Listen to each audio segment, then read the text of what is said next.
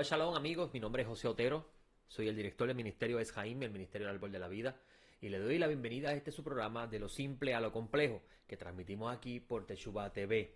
Gracias le doy al Todopoderoso por darme la oportunidad de estar nuevamente aquí con ustedes. Este es nuestro tercer programa. Le doy gracias a Rico Cortés por darnos la oportunidad también de poder transmitir a través de esta emisora Teshuvah TV el programa de lo simple a lo complejo. Si alguna vez se ha preguntado qué es de lo simple a lo complejo, permítame mencionarles que de lo simple a lo complejo es una plataforma de educación bíblica que hemos preparado para usted que le interesa conocer los aspectos simples de la escritura, es decir, el contexto cultural, social y económico del tiempo donde se redactaron los textos, pero a la misma vez desea ver en las escrituras los aspectos complejos. Por tanto, en este programa de lo simple a lo complejo, usted va a estar gradualmente educándose con estos aspectos de la escritura que tal vez conocía o tal vez no tenía por completo conocimiento. Y nosotros en este proyecto de lo simple a lo complejo estamos dándole a ustedes semanalmente un comentario de la porción de la Torá que corresponde a la semana de estudio. La única diferencia es que nosotros vamos a concentrarnos en una aliyá por semana. Con esto decimos que todas las semanas un segmento de la Torá será comentado, leído, comentado y discutido. O valga la redundancia, de comentado y discutido viene la misma idea. Lo importante aquí, amigos, que usted cuando sintonice este programa y esté estudiando con nosotros, tome en consideración la información que le vamos a presentar. Y no solamente la información, cómo esta información puede cambiar la forma en que usted está observando los textos y cómo puede usted aprender mucho más de lo que ya había aprendido. El Ministerio Es Jaime está comprometido con Teshuvah TV de transmitir semana tras semana una enseñanza con ese propósito. Y esta plataforma virtual que ha preparado el Todopoderoso a través del hermano Rico Cortés le va a ayudar a usted mucho en la educación.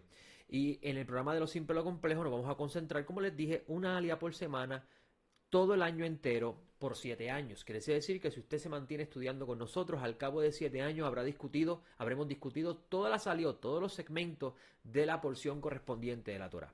Si usted es nuevo en la lectura de la Torá, es importante que usted sepa que cuando la Torá fue escrita, no existían capítulos ni versículos. Por tanto, cuando hablamos de parashá o hablamos de aliyá, estamos hablando de los nombres que tenía originalmente los textos cuando para el primer siglo nuestro Señor estaba leyendo, por ejemplo, el caso del rollo de Isaías. Esta información es sumamente valiosa para usted porque así usted va a sacar de su mente esa idea de separación de capítulos y versículos y lo va a ayudar a usted mejor a comprender la escritura. Y dado que no existían capítulos y versículos, y eso ha sido una gran bendición para nosotros porque nos permite identificar mejor la información que vamos a presentar. Pero en el tiempo antiguo se leían secciones que tenía el nombre de las primeras palabras que aparecían en la porción. Y los segmentos, que son las aliyot, se dividían entre 7 con un cierre que se llamaba el maftir, o se llama aún el maftir. Y nosotros en de lo simple a lo complejo nos vamos a concentrar en una aliyá por semana. Y ahora, como preámbulo a este proyecto que estamos trabajando, que vamos a dar más información una vez que comience el ciclo anual de la Torá, usted va a darse cuenta que vamos a envolvernos en la primera aliyá, en lo que corresponde al estudio de este año. Y la sección de la Torá titulada esta semana es la sección de la Torá titulada Kitzesé.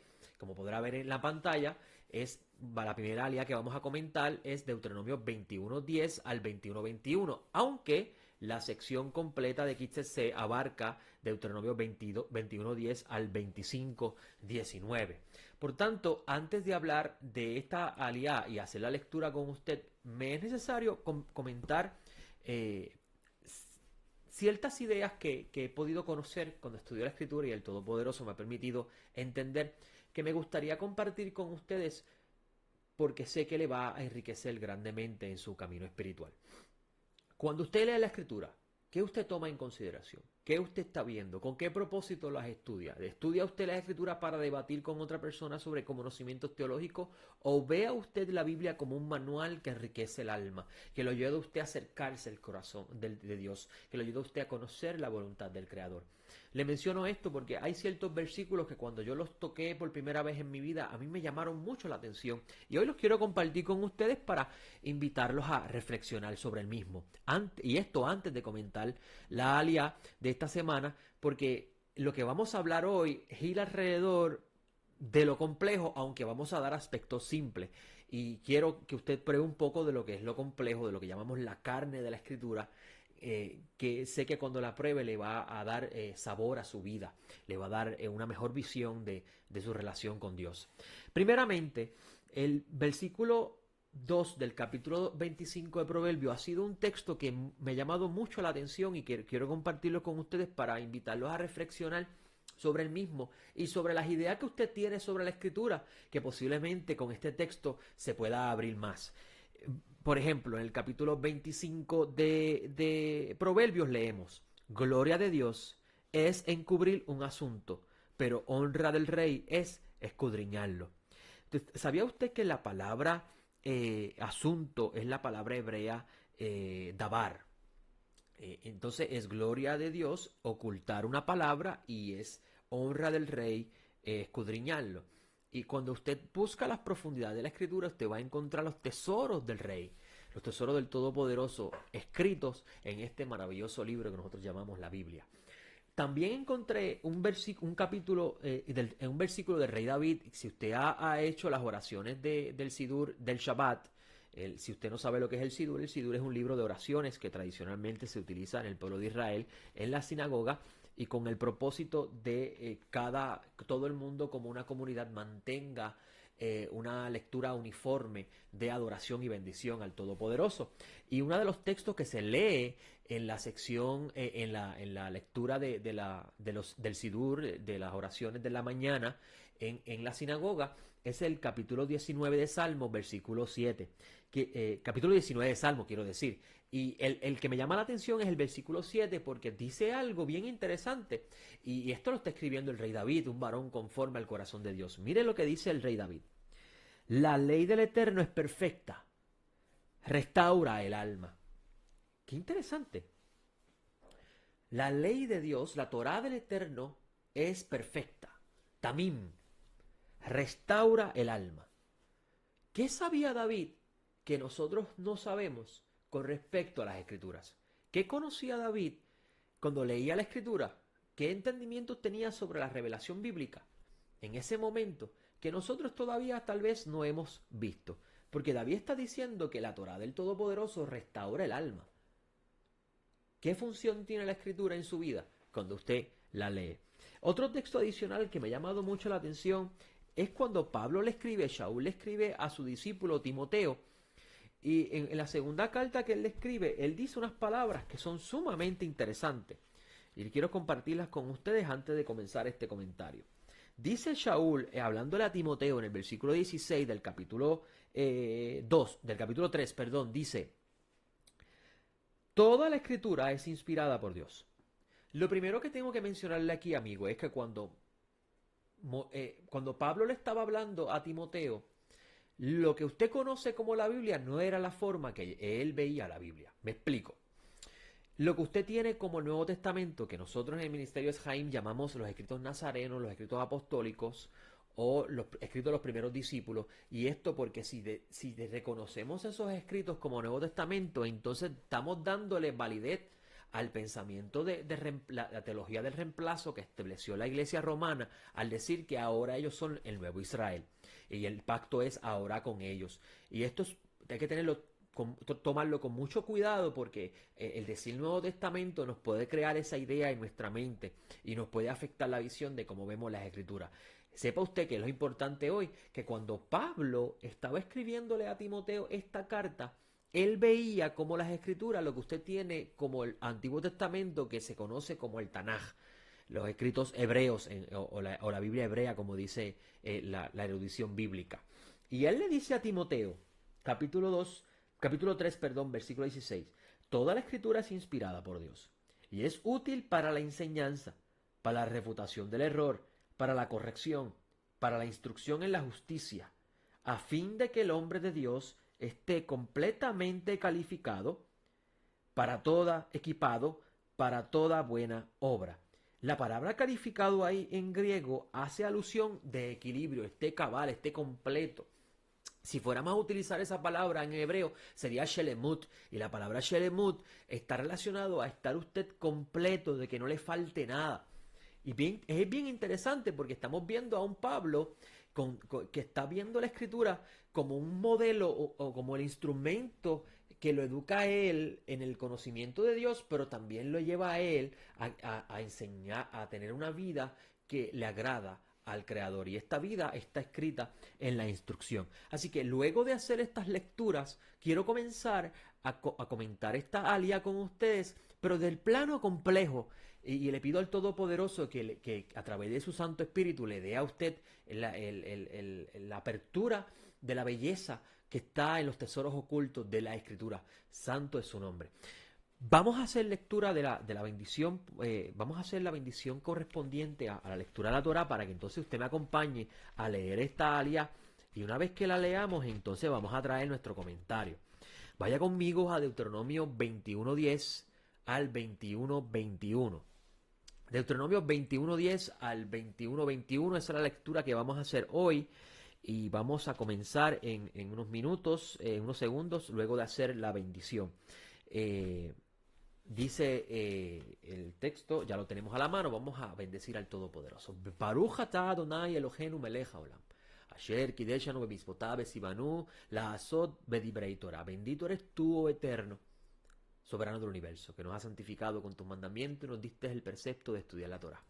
Por favor, oh Eterno, haz que las palabras de tu Torah sean agradables a nuestros oídos, a nuestra boca y a nuestros ojos, que podamos comer de la belleza que está escrita en tu Torah, que podamos endulzar nuestra boca, aunque por momento nos amargue el vientre. Te lo pedimos en el nombre y el mérito de nuestro Rey y nuestro Señor Yeshua. Amén. La lectura de la sección Kitzese, como ve en su pantalla, abarca Deuteronomio 21:10, 21:21. Acompáñeme en la lectura para entonces ir al comentario. Leemos lo siguiente.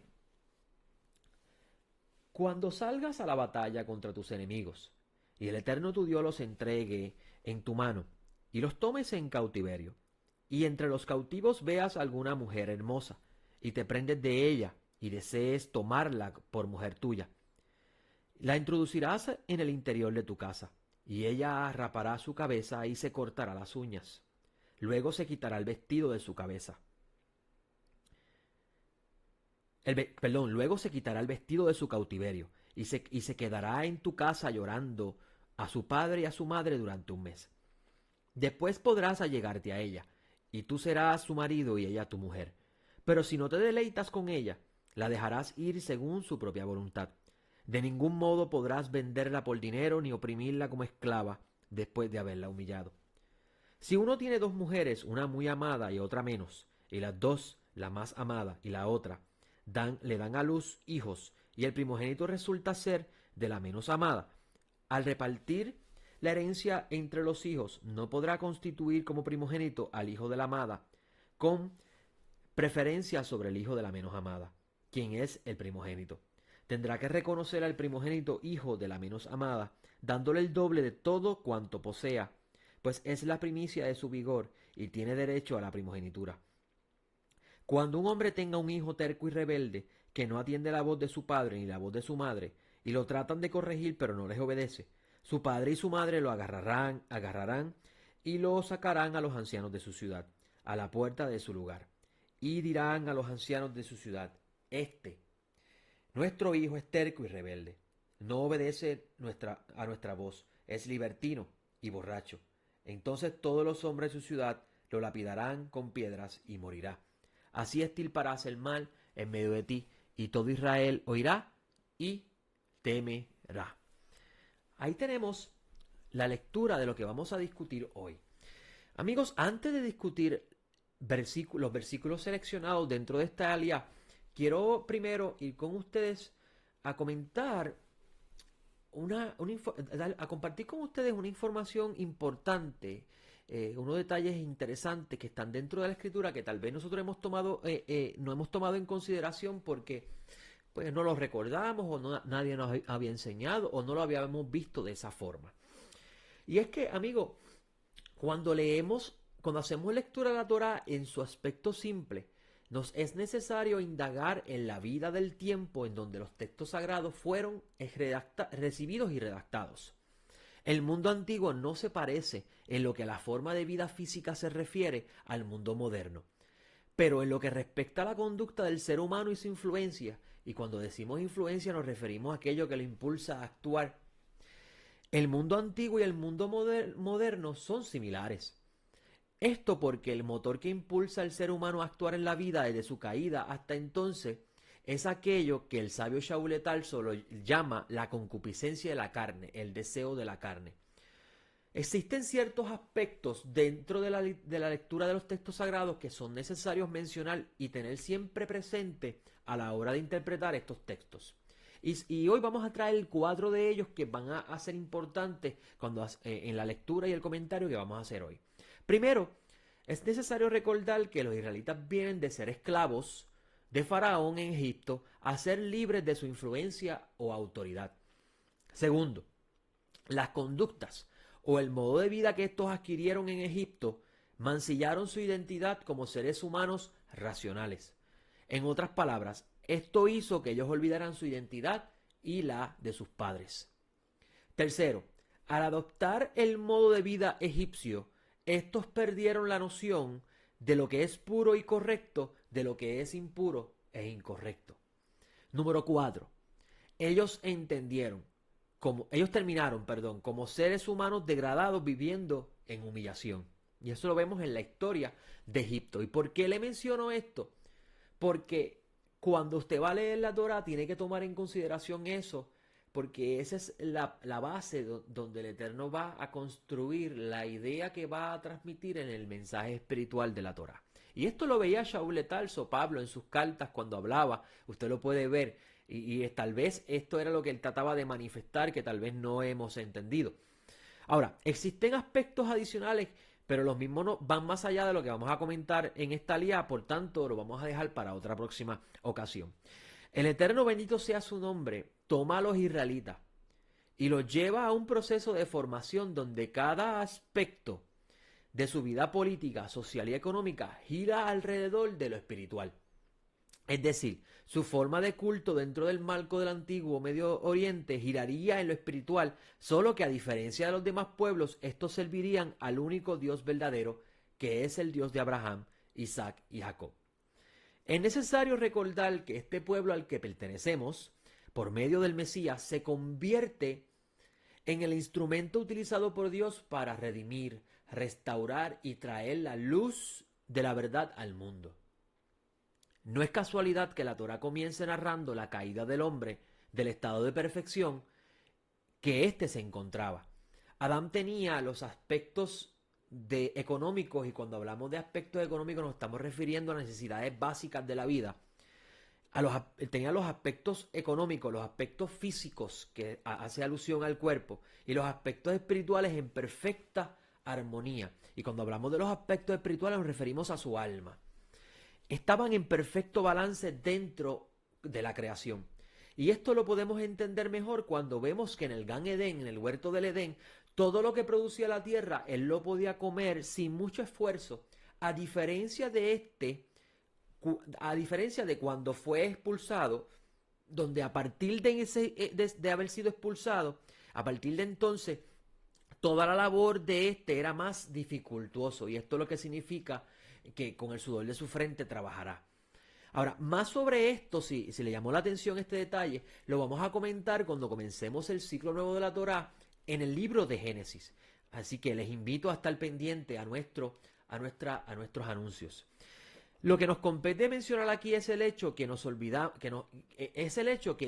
olvidamos cuando estudiamos las Escrituras, el estado primordial del ser humano cuando por su rebelión perdió su estado de exaltación, su estado de imagen y semejanza, y terminó al igual que las bestias del campo. Es interesante leer el Salmo 49:12, donde el salmista dice: pero el hombre no permaneció en honra, es semejante a las bestias que perecen. Qué interesante. ¿Qué veía el salmista? Que tal vez nosotros no nos hemos percatado, que él mira el estado de honra que tenía el hombre en el caso del modelo de Adán y cómo cae en su estado degradado como las bestias. ¿Ha considerado usted, por ejemplo, el relato de Nabucodonosor, donde vemos en la escritura que Nabucodonosor, por orden del cielo, pierde su estado de rey, su estado de honra, y termina en deshonra como las bestias del campo, comiendo y comportándose como los animales. Pero vemos claramente que él, que está figuramente presentado en un árbol, en forma figurada, ese árbol es cortado el tronco, pero su raíz permanece. En otras palabras, su vida iba a continuar, pero estaba en un proceso de formación. Estos detalles los vemos claramente en la escritura cuando tenemos estas cosas, estos detalles, esta información en consideración. Ahora, comprendiendo esto que le he mencionado con respecto al Salmo 49:12, entonces podemos ver la forma en la que el Todopoderoso va poco a poco, paso a paso, a trabajar con la conducta de Israel para convertirlo en una nación modelo. Recordemos que cuando ellos están en el monte Sinaí, el Todopoderoso les dice: ustedes me serán un reino de ministros, una nación santa. Lo interesante es cómo dentro de la palabra Kohanim y la palabra nación, está la letra Vav, hablando de la unión que va a haber, pero a la misma vez una pausa en la pronunciación, en la lectura de la oración, mostrándonos el proceso, primero un reino de ministros y luego una nación, porque es necesario primero formar a los ancianos, a los sabios que hacen la simulación de los ministros, que eduquen al pueblo para que el pueblo se convierta en esa nación modelo. Seguimos comentando lo que tengo escrito para ustedes, amigos. Esta nación se vendría a convertir en el modelo de la restauración del Adán, es decir, en el modelo que la humanidad debe tomar como ejemplo para llegar al estado de exaltación como lo fue al principio. Y por eso es que Shaul va a utilizar el modelo de nuestro Señor como el modelo de la restauración de Israel, pero también de la restauración de la humanidad. Esta restauración, amigos, la hizo Dios en el Mesías, como vemos enseñado por Shaul de Tarso en 2 Corintios 5:19, cuando él le escribe a ellos. Mira lo que él dice: Dios estaba en el Mesías reconciliando el mundo consigo mismo, no tomándole en cuenta sus pecados, y puso en nosotros las palabras de la reconciliación. Entonces, luego de esta leve presentación que le he hecho, donde les he mostrado cómo el Todopoderoso, al escoger a Israel, comienza este proceso de la restauración de la imagen caída del hombre, para a través de Israel traer al Mesías, que iba a ser el pilar de la construcción de este nuevo edificio en él. Y vamos a hacer lectura de Deuteronomio 21:10-4, porque ahora vamos a comentar algo bien interesante que está en esta lectura, que va más allá de lo simple, más allá de la información del contexto histórico. Lea conmigo el siguiente texto. Dice la escritura: cuando salgas a la guerra contra tus enemigos, y el Eterno tu Dios los entregue en tu mano, y los tomes en cautiverio, y entre los cautivos vea alguna mujer hermosa, y te prendes de ella, y desees tomarla por mujer tuya, la introducirás en el interior de tu casa, y ella rapará su cabeza y se cortará las uñas. Luego se quitará el vestido de su cautiverio, y se quedará en tu casa llorando a su padre y a su madre durante un mes. Después podrá llegarte a ella, y tú serás su marido, y ella tu mujer. Pero si no te deleitas con ella, la dejarás ir según su propia voluntad. De ningún modo podrás venderla por dinero, ni oprimirla como esclava después de haberla humillado. Mire qué interesante, amigos. Mire qué detalle interesante. La escritura nos está mostrando aquí un hombre que va a salir a la guerra. Un hombre que está enlistado en un ejército, que está en un proceso de preparación, en un proceso de formación para ir a la guerra, a ir a enfrentarse a su enemigo, a ir a enfrentarse a una amenaza para su vida, porque ciertamente cuando salimos a la guerra, nuestra vida está en peligro.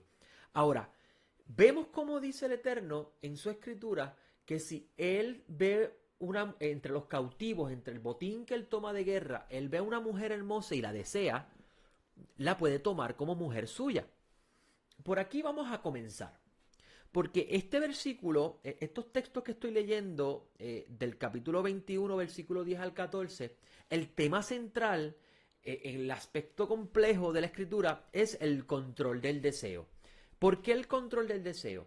Si tú miras a un soldado que lleva mucho tiempo en preparación y usando el modelo del mundo de hoy, como el soldado tiene que estar lo que llaman en el campamento preparándose y recibiendo el entrenamiento, ciertamente el contacto con la sociedad va a ser bien limitado y mucho más con su familia. Y supongamos que es soltero, más peligroso aún para él es el aislamiento, porque cuando salga de ese aislamiento por causa de su preparación, es como si saliera de su cautividad. Y entonces va a ser probado su conducta en el medio ambiente que se va a enfrentar, y en este caso sería la guerra. Y aquí el tema, en el aspecto complejo que quiero presentarles hoy, es el control de deseo. En el mundo antiguo y aún en el mundo moderno, vemos cómo los soldados enlistados para la guerra, cuando estos salen a la batalla, está registrado, amigos, en la historia, cómo estos, guiados por sus impulsos, tomaban a mujeres, en muchos casos, de los casos, por la fuerza y las violaban, denigrando así su estado humano. Y esto está en la historia. Usted puede ver, por ejemplo, en el caso de la guerra de Vietnam, cómo ha sido registrado los soldados que Estados Unidos envió, cómo tomaron a mujeres vietnamitas y las violaban y le dejaron hijos. Y eso, pues, de cierta forma demuestra el estado de degradación del hombre en su conducta. Ahora, aún los animales del campo, y esto es lo que yo quiero que ustedes vean, aún los animales del campo, usted no va a ver esta conducta.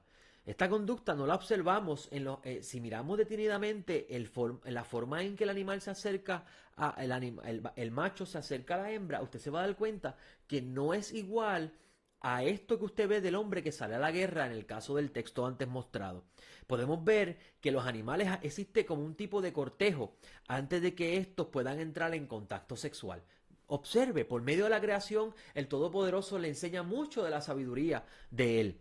Entonces, vale preguntarnos, ¿qué hace que un ser humano pueda llegar a actuar de esta forma que aún en los animales no es visto? Porque yo tengo, por ejemplo, unos perros en el patio de mi casa. Y uno de ellos es macho. Y él está en cautiverio. Sin embargo, cuando él se fuera a encontrar con una perra, su reacción no va a ser una reacción en comparación a la conducta de un ser humano, con un ser humano que está privado de sus impulsos y sale a la libertad. Su conducta va a ser bien diferente en el caso del perro en comparación al ser humano. Y eso está evidenciado. Usted puede ver a la conducta en el mundo entero de los seres humanos, en el caso de la guerra, la evidencia histórica está y no la podemos negar. La pregunta que debemos hacernos es: ¿qué puede llevar al ser humano a actuar de esta forma? Que aún en los animales no vemos esto. Es interesante cómo Shaul de Tarso, Pablo, llamó a esto la concupiscencia de la carne o el deseo de la carne. Tan poderoso es esta fuerza, tan poderoso es esta inclinación en el ser humano, que éste es capaz de destruir una vida con tal de saciar su deseo. Porque no me diga usted, amigo, que un soldado, utilizando este ejemplo, vamos a utilizar esta base para poder entender el mensaje. Un soldado que sale a la guerra y toma a la fuerza a una mujer y la viola, no me diga usted que eso no es destruir una vida. Las consecuencias sobre la vida de esa mujer va a ser un trauma para toda su vida. Y esto es el resultado de un impulso de un hombre que no pudo controlar. Esta fuerza, la concupiscencia de la carne, la inclinación de la carne, es tan y tan fuerte que puede destruir una vida. Y esto es porque simplemente él desea saciar un deseo. Pero esto no solamente es visto en lo sexual, sino que el mismo también está arraigado en todos los aspectos materiales o físicos de la vida.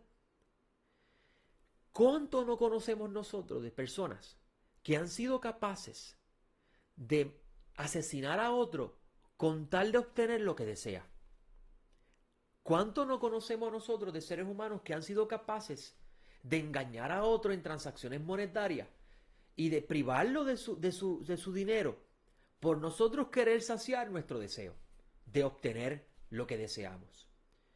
Entonces, cuando vemos este modelo, esta idea dentro del modelo que está presentando la Torá, podemos ver que de cierta forma la vida es una batalla contra nuestros impulsos, donde la influencia a nuestro alrededor nos va de cierta forma a llevar nos va a tentar y está en nosotros detener o someter ese impulso, porque si estamos vía en convertirnos a imagen y semejanza, y esto es un detalle bien interesante que voy a discutir con ustedes cuando vayamos al libro de Génesis, porque vamos a ver que dice el texto de la Torá que Dios dice primero, hagamos al hombre a nuestra imagen y semejanza, y luego el texto dice, a imagen de Dios lo creó, pero la palabra semejanza no lo vemos, y vamos a ver cuando comentemos esa sección, cómo David en uno de sus salmos dice que él despertará a su semejanza, una clara alusión a la resurrección de los muertos.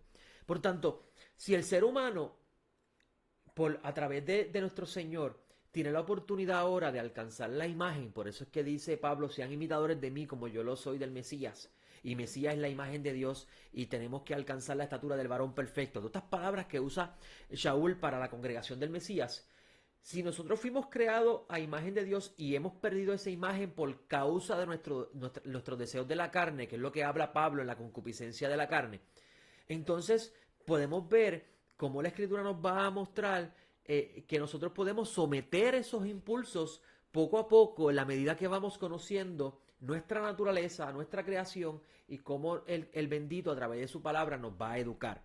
Y ciertamente la vida es una guerra, la vida es una batalla. Desde que nos levantamos hasta que nos acostamos estamos luchando con las influencias externas y internas también, porque el deseo es algo interno. Y estamos buscando lo más posible de mantener el estado de pureza para nuestro Dios.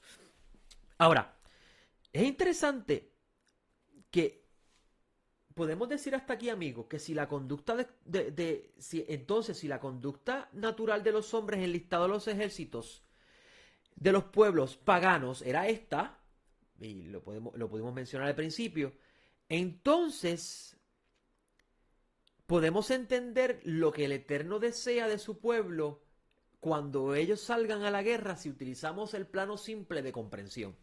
Dios está diciendo, mi ejército no se va a comportar como se comporta el ejército de los pueblos paganos. Pero vamos a llevarlo al pueblo general. Mi pueblo no se va a comportar como las bestias del campo, que todo lo hacen buscando saciar su deseo. Mi pueblo va a controlar su deseo y yo les voy a enseñar cómo. Yo les voy a enseñar cómo ellos cayeron en su estado degradado, en su estado de humillación, y cómo pueden en su estado de exaltación volver a ser imagen de Dios.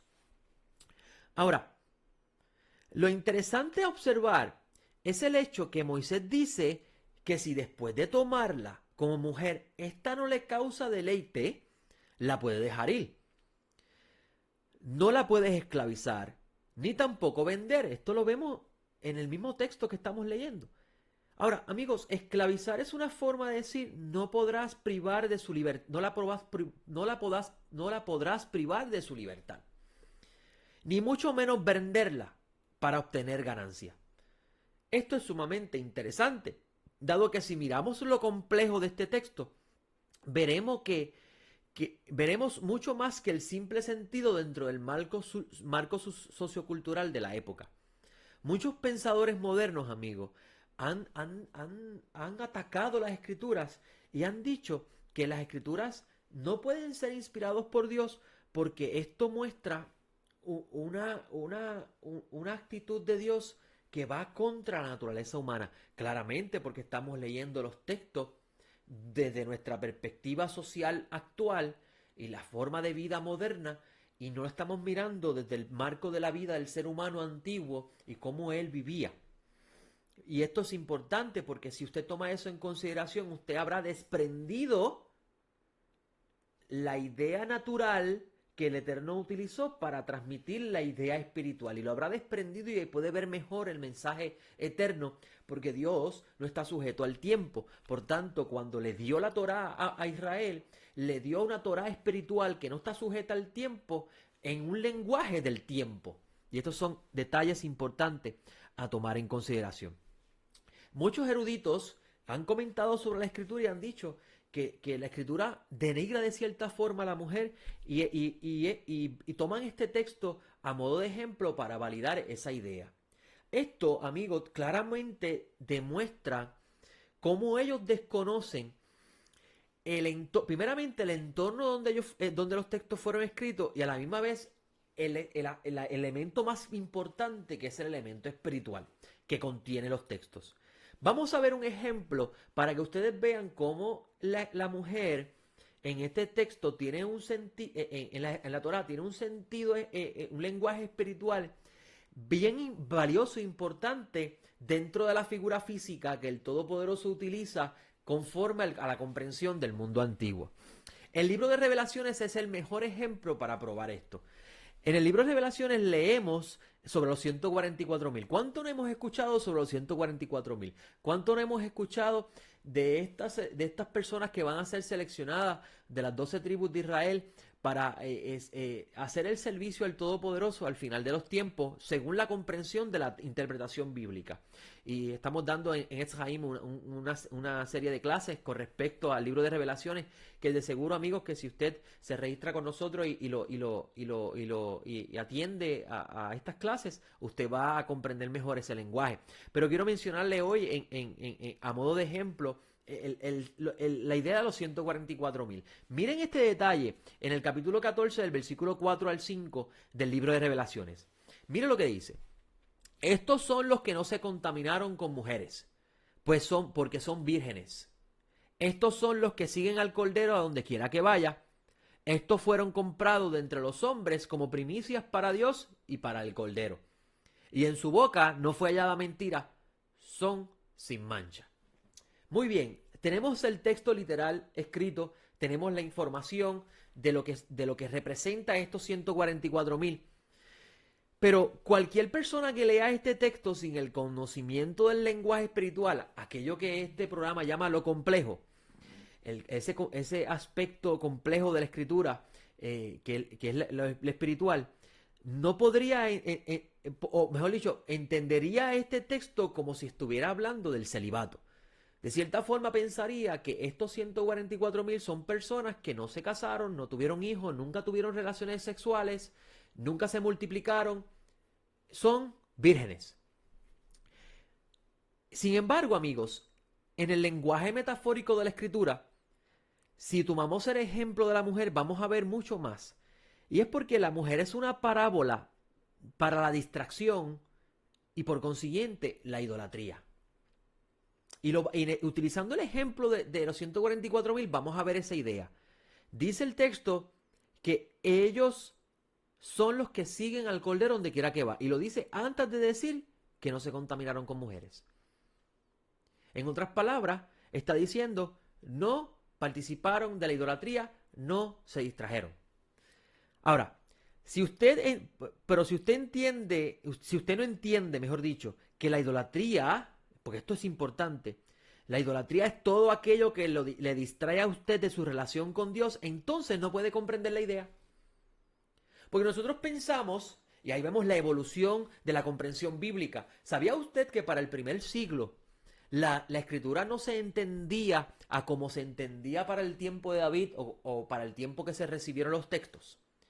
Y esto, obviamente, porque en la medida que el ser humano va creciendo, va madurando, va a entender ciertas cosas de la revelación bíblica que no entendieron generaciones anteriores, porque tal vez en ese momento esa generación no estaba lista para recibirlo.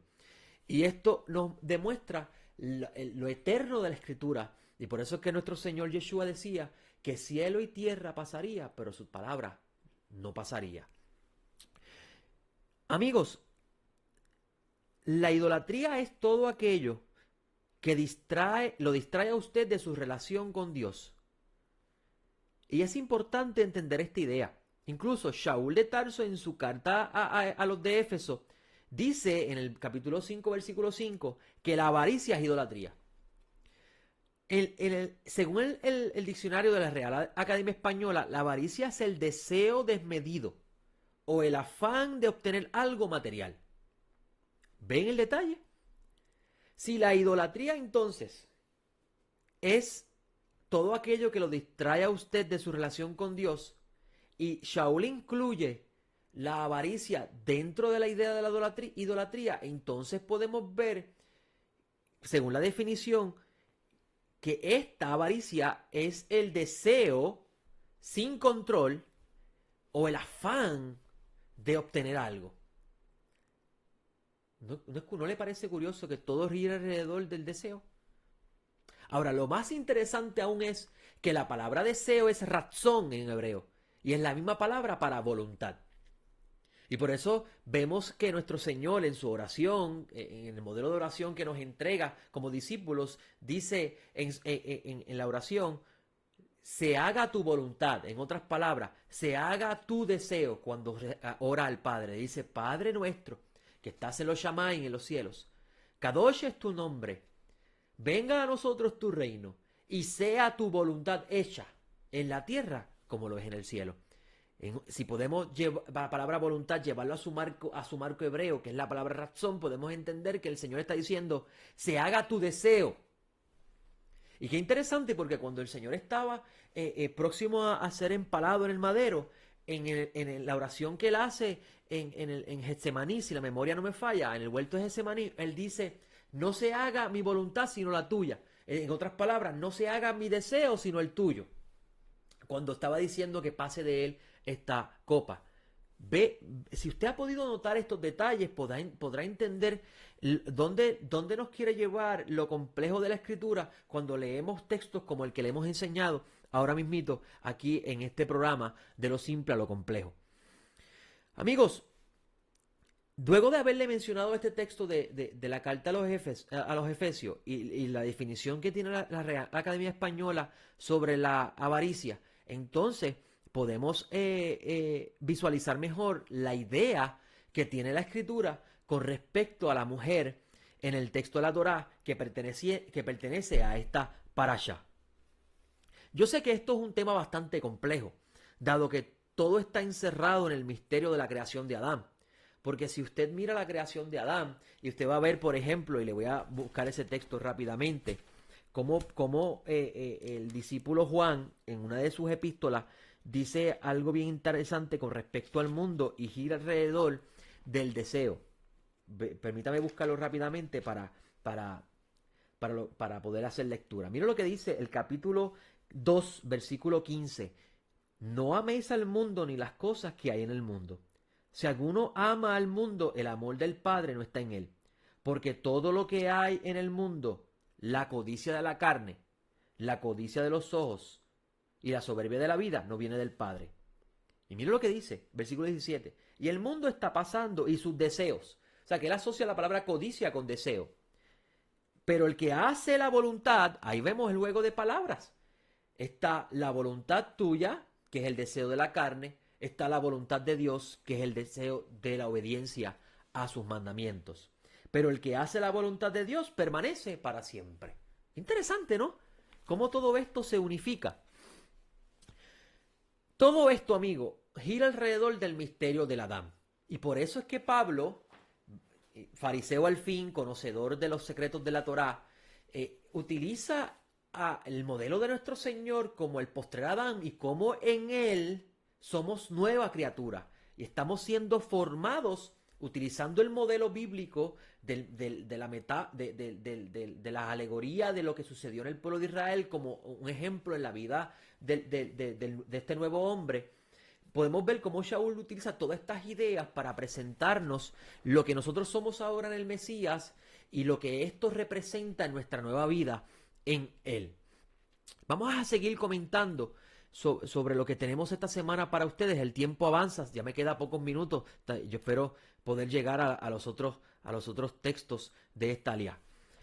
Vamos al próximo slideshow a nuestro próximo slide para que usted con nosotros pueda acompañarnos en esta lectura.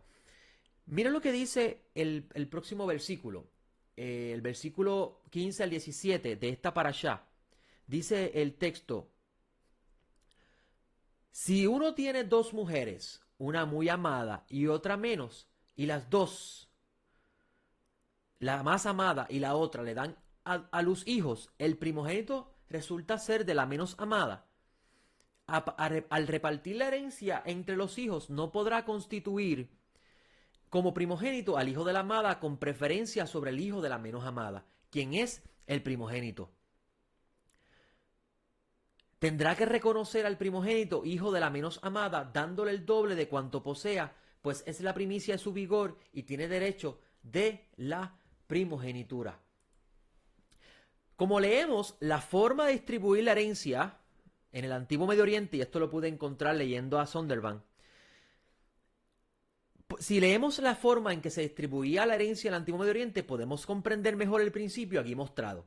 Por ejemplo, en el Código Hammurabi se le otorgaba el derecho al padre de favorecer a cualquiera de los hijos que él tuviese. Ahora, en textos encontrados en Larsa, Mari y Nusi, la herencia era basada en las leyes de primogenitura. Esta estipulaba que el primogénito recibe una doble porción de la herencia. Esta era también la forma de heredar en el antiguo Israel. Lo que aquí me llama la atención en este texto de la Torá es el hecho de que este mandato le sigue la orden de dejar libre a la mujer de los versos anteriores. Es posible que esta sea la no amada a la que se refiere el texto aquí comentado. Entonces, podemos decir hasta aquí que la unión con la mujer tomada como botín de guerra podría traer al mundo un hijo. Por tanto, si éste la deja libre, este hijo es producto de una mujer no amada. Es necesario recordar, amigos, que la Torá de Elohim está siendo revelado según el entendimiento del mundo antiguo y sus habitantes. Podríamos pensar que este principio legal no tiene función alguna dentro del marco del ser humano que no está enlistado a un ejército. Sin embargo, si buscamos la profundidad del mensaje, es decir, lo complejo, podríamos ver el valor espiritual en el texto. ¿Cuántos no conocemos a una persona que tuvo un hijo en una relación que ya no existe? En el caso del hombre, esto es claramente un ejemplo de un hijo con la no amada. ¿Qué sucede? Cuando un hombre se vuelve a casar y tiene hijos con esta nueva esposa, claramente el tiempo y la dedicación al hijo de esta relación es mayor que el de la primera. Mire qué interesante, porque está hablando de un hijo con una mujer no amada y un hijo con una mujer no amada. Y vemos en la aplicación complejo del texto en la vida de hoy cómo esto sucede y lo vemos. Este primogénito, esta persona, este hijo que salió de la relación de la mujer no amada, estará claramente en desventaja en lo que respecta al núcleo familiar correcto para su buen desarrollo. Aquí vemos cómo este principio espiritual de la Torá puede ser aplicado en el entorno actual de la vida que nos encontramos. Debemos mantener el derecho del primogénito en su posición correcta. Esto es practicar la justicia divina aquí en la tierra. Dado que este hijo, el de la no amada, no tiene la culpa de las decisiones que tomaron sus progenitores. Este como huérfano no debe ser privado de su derecho legal. Y cuando hablamos de huérfano es porque su padre falleció. Pero aún más, cuán importante es entender que un hijo de una otra relación necesita tiempo. Es decir, más atención que aquel que está con sus dos padres. Esto porque al no tener a su padre en casa, él mismo está propenso a desarrollarse sin la guía correcta en la vida. Mire cómo podemos coger este texto de un hijo de la no amada y un hijo de la amada como un modelo dado por el Creador para enseñarnos cómo podemos nosotros tratar nuestro núcleo familiar y cómo de cierta forma podemos reparar los errores que hemos cometido. Porque no todos los que llegan a los pies del Señor vivieron una vida de justicia. La mayoría llegan, como dicen los profetas, con heridas en el cuerpo, la perniquebrada, la que le falta un ojo. Son deficiencias en su vida por causa de las decisiones que toman. Y como la Escritura nos va a servir, como dice David en el Salmo 19:7, como instrumento de reparación del alma. Entonces, podemos ver que esto nos va a servir de ejemplo de cómo debemos, o de modelo de cómo debemos tratar esta situación en el caso de una familia donde un padre tuvo una relación en otro matrimonio y tuvo un hijo que ya ese hijo no está con el tiempo que se dedicaba antes, cuando estaba por primera vez, o por alguna razón fuera del matrimonio tuvo un hijo antes de casarse en su estado de soltería y ahora se casa y tiene un hijo con su esposa actual. ¿Cómo debe él, cómo la Torá le instruye a tratar y dedicar ese tiempo a ese hijo? Ahora, ¿Qué hacemos cuando tenemos un hijo rebelde? Es curioso cómo en esta aliá se entrelazan estas tres partes en una idea, el deseo. Porque mira cómo el deseo inicial de tomar una mujer como cautiva en el ejercicio militar, conquistando una tierra, este deseo de esta mujer lo podría llevar a él a tener un hijo de una mujer no amada. Porque es interesante como el texto nos dice que si este hijo, amigos, este hombre deja a esta mujer libre porque después de tomarla como esposa no la quiso no la quiso validar como su esposa, o mejor dicho, no la amó, pues entonces la escritura nos está mostrando cómo él debe coger a este hijo y debe tratarlo diferente, independientemente, diferente en el sentido de la atención, independientemente de lo que sucedió en la relación. Ahora, también vemos cómo eso gira alrededor del deseo. Fue el motor inicial que trajo a la vida a un joven, sea varón o hembra, de una relación por puro deseo y no por amor.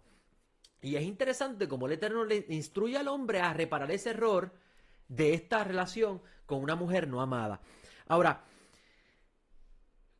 podemos ver cómo esta sección, esta aliá, entrelaza estas tres partes en una sola idea, el deseo. Cómo el desear algo, que en este modo está mostrado en la Torá como la mujer, puede llevar al ser humano que no controla su deseo a consecuencias terribles en su vida y la de sus seres queridos.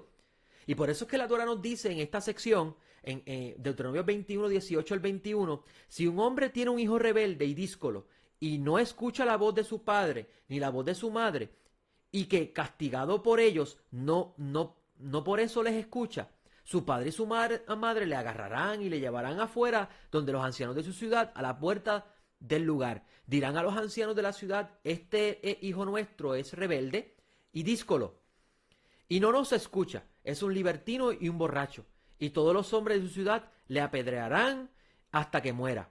Así harás desaparecer el mal de en medio de ti, y todo Israel, al saberlo, temerá.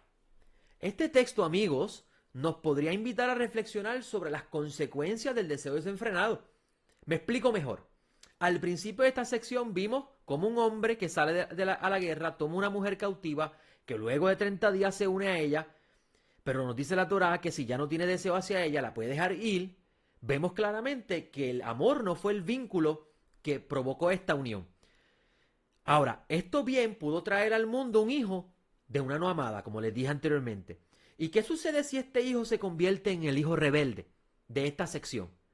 ¿Quién es el responsable de que este hijo sea así? Esto nos invita, amigos, a reflexionar sobre las consecuencias de nuestros actos. Vuelvo y repito eso.